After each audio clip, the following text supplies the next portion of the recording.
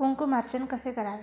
घटस्थापनेत कुंकुमार्चन करण्यासाठी देवीच्या मूर्तीवर किंवा श्रीयंत्रावर देवीचे नाव घेऊन चिमूटभर कुंकू वाहावे. हे करताना देवीचे महात्म्य सांगणाऱ्या स्तोत्रांचे किंवा सहस्त्रनामांचे स्मरण करावे.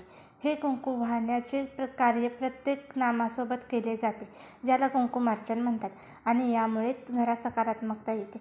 कुंकुमार्चन कसे करावे? मंत्र आणि स्तोत्र पठण.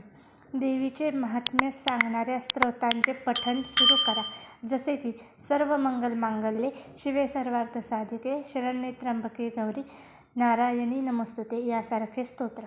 कुंकू अर्पण करणे. स्तोत्रातील प्रत्येक नामाच्या उच्चारानंतर देवीच्या मूर्तीवर किंवा श्रीयंत्रावर चिमूटभर कुंकू वाहा. शताब्दी किंवा सहस्त्रनामांचा वापर. जर तुमच्याकडे देवीचे सहस्त्रनाम 1000 नावे असतील तर प्रत्येक नामासोबत कुंकू अर्पण करा. पवित्रता आणि प्रसन्नता. या प्रक्रियेमुळे घरात सकारात्मकता येते आणि मनामध्ये प्रसन्नता टिकून राहते. महत्त्व. कुंकुमार्चन हा नवरात्रात देवी पूजनाचा एक महत्त्वाचा भाग आहे. हे देवीची कृपादृष्टी मिळवण्यासाठी केले जाते. यामुळे घरात नकारात्मकता दूर होऊन सकारात्मकता ऊर्जा पसरते. हे देवीची सेवा करण्याच्या एका उच्च कोटीतील मार्गांपैकी एक आहे.